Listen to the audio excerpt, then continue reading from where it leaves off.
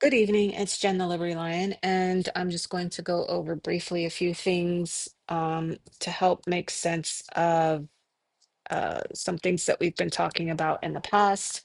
I'm going to just jump right in here and show you a few things that I think are important to know, things that are important to think about.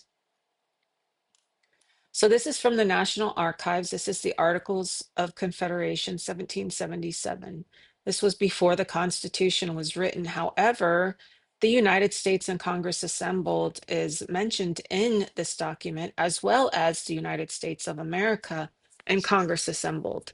So I'm hoping that after repeating this so many times that people are starting to understand that there are two entities.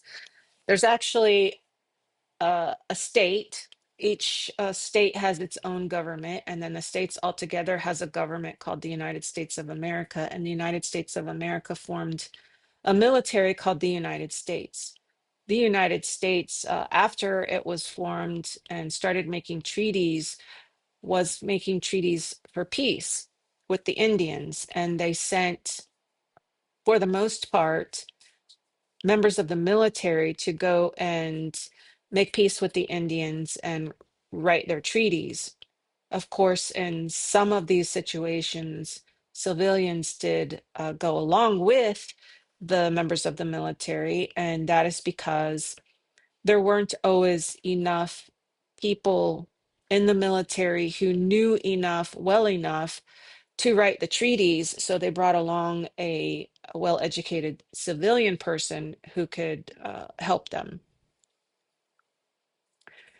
So this is the transcript for the Articles of Confederation, and we see that um, the to all to whom these presents shall come, we, the undersigned delegates of the states, affixed our names and send greeting, whereas the delegates of the United States of America in Congress assembled. So the states got together, they chose some people, and they said that these people are going to represent us, the states. And they called themselves the United States of America and Congress assembled. And then they said in Article 1, the style of the Confederacy shall be the United States of America.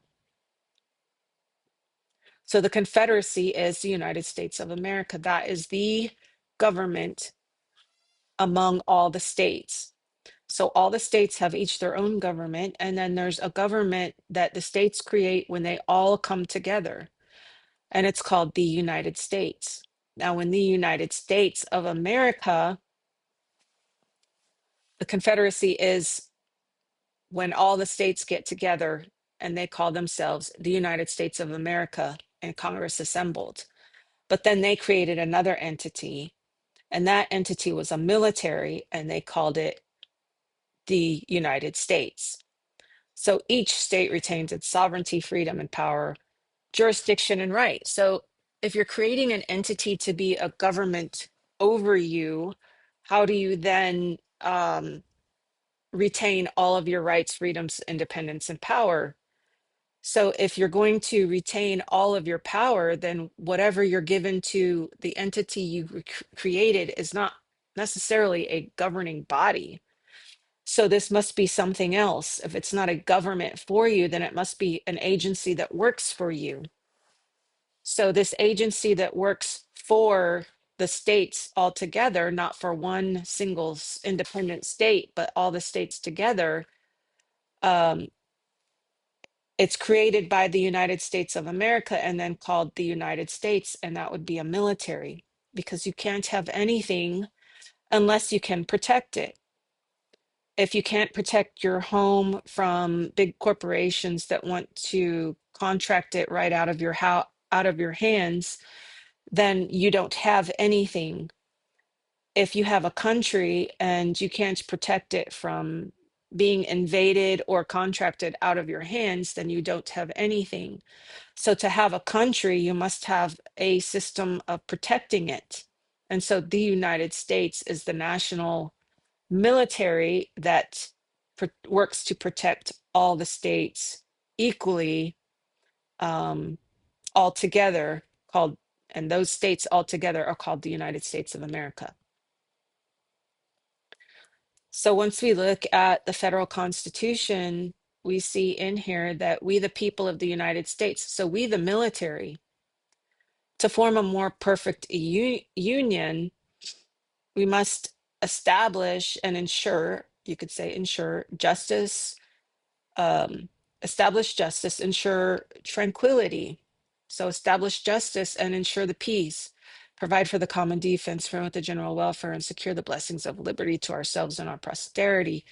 Do ordain and establish this Constitution for the United States of America. Now, I've talked about the word for in another video where it says that there's at least 28 or 38 different definitions for the word for, depending on context. So, people argue whether you're in something or on something or within something or without something. It completely depends on context. So we, the people of the United States, so we, the military, we establish justice by creating a Supreme Court and then protecting the Supreme Court at the seat of government. They ensure domestic tranquility because that's what a military does. It protects peace. They provide for the common defense. That's what a military does. If somebody comes to um, invade your lands, you protect it to promote the general welfare. Okay, because they can go in and control riots to secure the blessings of liberty. And they do all of these things to secure the blessing of liberty, because when you have justice and tranquility and you have a system of defense and people are generally cared for, their welfare is generally protected, then you have liberty. Okay, and they do this for now and the future, ourselves and our prosperity. But who exactly do they do it for? The states, all the states equally. There is no state that's protected more than the other state. And this is another problem with the two-party system, is now you have red states and you have blue states. It doesn't matter to the military. They're supposed to protect everyone equally. So I've talked about these words and how in the Constitution, in the preamble here, they're used in a way that promotes peace, that these are peace words. These are positive words. They're not negative words. They're positive words. They're not, to ensure war or death or mayhem or control of the commerce or commercial systems in all the states and all these, federal crimes that are occurring between civilians off federal lands and what have you. These are all just positive words of peace, that's what the military is supposed to be used for, positive words for peace. And we see that in those positive words used here. Um, there's a dictionary out there that has these words defined, and a whole array of words defined that tell you whether they're positive, negative, or neutral words. And then here, someone sent me this. I didn't have this until, I don't know, a week or two ago. She sent me this, and this is journals of the American Congress. The American Congress is interesting. They're saying the American Congress and not the Congress of the United States. There are journals of the Continental Congress, journals of the Continental Congress. They are different, though they do contain also the same inner information. The journals of the Continental Congress contains more information than the Journal of the American Congress. So here we're going to go forward to, and I believe the reason why is because this is the um, Congress of the states, and then this is the Congress of the United States. It doesn't say that exactly. So I think that might be what it is. I'm still trying to figure that one out. If we go to page 257, we have a statement on the military being a military of peace.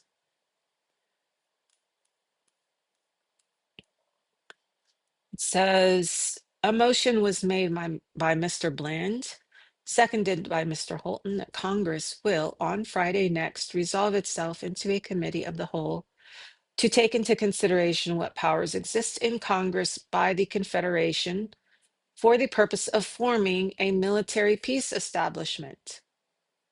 Okay, so it was always their intention to form a military peace establishment. They mentioned it in the Articles of Confederation, the United States and Congress assembled. Let's go back real quick and look at that again. So it's the delegates of the states calling themselves the United States of America and Congress assembled, created a confederacy, and they called it the United States of America. In formal documents, you don't change the name of something. You don't say the United States of America and then later say the United States. And you especially don't call it the United States and then turn around and say that you're working for yourself, the United States of America. That's not how that's not how formal legal documents are written. So it says here, each state retains its sovereignty, freedom, and independence in every power, jurisdiction, and right, which is not by this confederation expressly delegated to the United States and Congress assembled. I write about this extensively in my book. The United States of America created a military and called it the United States, and it's written all about in the Constitution. The Constitution then was used to allow the military to put together groups of men, sometimes including a civilian, because they couldn't always find enough well-educated military men to write and to negotiate the treaties. And so they would find whoever they could and pay him to go along with the military and help the military in establishing peace with the Indians and writing those treaties. So the preamble, as well as the actions that occurred right after the Confederation, the Articles of Confederation were written, and the Constitution, show us that this was a document promoting a peaceful state. And the military was supposed to ensure that we lived in a peaceful state. It also tells us that in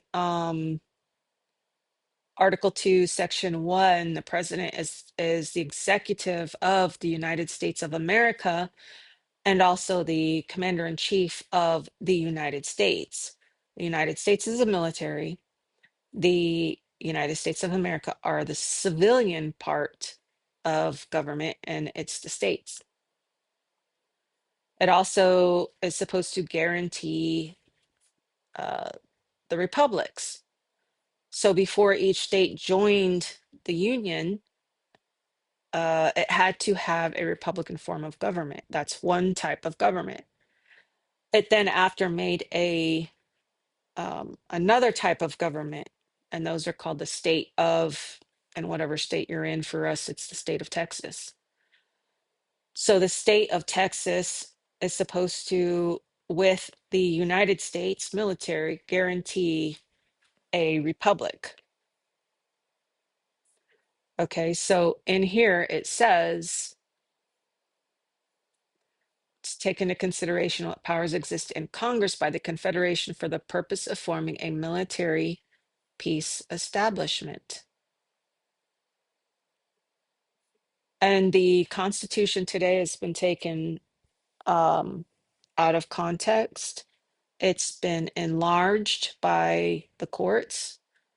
It's been given more power than it's supposed to have. And our minds have been altered, and we've been taught to perceive the Constitution as the federal government, the government of the over the states.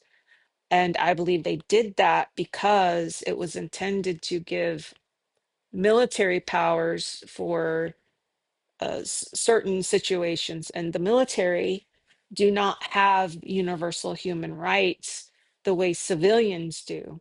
But if you go and you look back, if your state has one, a republic or commonwealth constitution, that constitution, like for Texas, the Republic of Texas Constitution says that the civil government will always be over the military government, or that I think what it says is the military will always be underneath the civil government.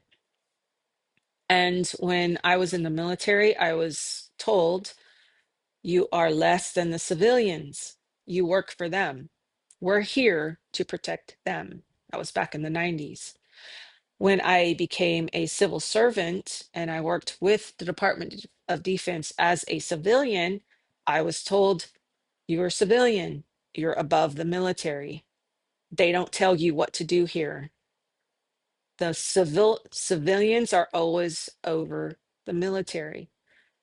So when the United States bring all of these agencies in under them and send them out into our states and act like they have a power to control civilians, uh, they don't actually have that power unless the state has called them in and asked them and then eventually paid them to help them get something under control.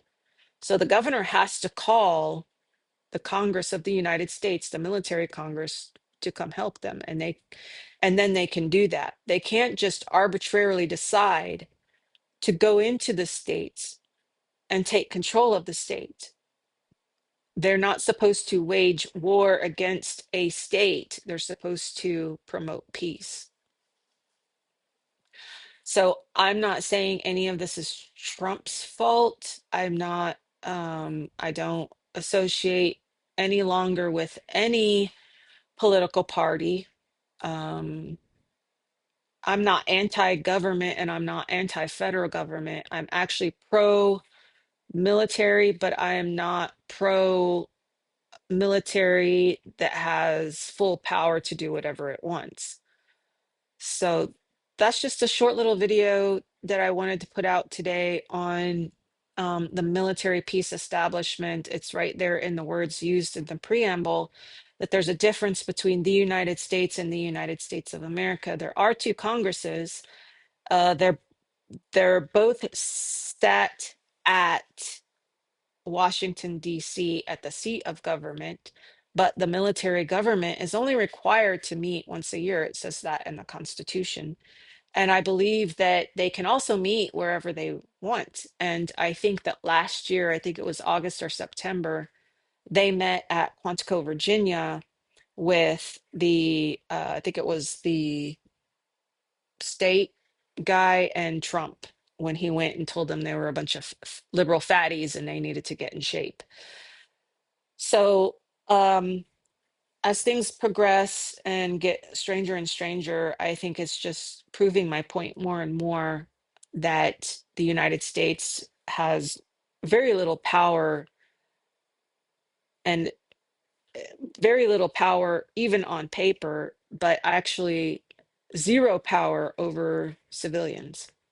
That's not to say that when they're restoring peace that they can't direct people out of the way or use their fences to block off roads as long as they pay for the damages. They can do that, but they're not supposed to just come in and start beating on people and killing people. I don't care what they're called. If they're called ICE or anything else, they they don't take arbitrary actions on their own. There's a process for doing everything. And these days they're testing the system more than ever. They're testing it and they want to see how far they can push the line. And so far, besides myself, I really haven't seen a whole lot of people talking about the United States being a military and acting as commander in chief. Trump has no real power off federal lands unless the state governor has invited him into the state to help with some uprising or riot or whatever. Now, the matter with the illegal aliens is something completely different. I still don't think the United States have a right to come in and kick out illegal aliens, because even if they're illegal to the United States, they not might not be illegal to the state, because we're talking about federal laws versus state laws, and the federal laws can enforce federal laws on federal lands. So an illegal alien on a federal land, the federal government would have complete and total control over how they remove those people from those lands. But when the states allow illegal, quote unquote, illegals to come into the state would still have to ask the federal government to come in and remove those people if they needed help doing it, if they couldn't do it themselves. So in that case, yes, but then you have ICE coming in and um, going into getting into fights with civilians. But if the governor asks the military to come in and help remove illegals from the state, and civilians go after ICE, then they have acted in a military capacity. So a civilian can act in a military capacity or as a combatant when they get in the way of the military performing its functions. So I think there's a lot of misunderstanding about the United States and the United States of America. It's not taught in school. And so I'm trying to teach it here, but because so many people have for so long been told that, or taught something very wrong and very different, it's difficult for people to understand. But um, I think some people in the military have a better understanding of it because they've been on both sides of the fence. And I've been a military and a military civilian, and I've also been a regular civilian. And so I understand, I think, pretty well all the different statuses. I've also been commercial and I've been private. So until you can really get a grasp on all these things, it's probably going to be difficult for most people to understand. But difficult does not mean impossible.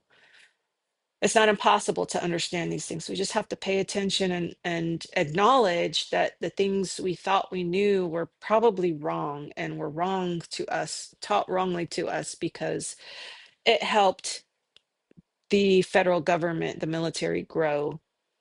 Um, and really, was it the military? Because the states are supposed to, when they come together, control the military. If you can't control the military, then you don't have a military. You have something completely different. You have basically a coup made up of military people and military power. But the president, being both a civilian and having supposed to have been military, is supposed to be able to make better decisions and keep both of them under control.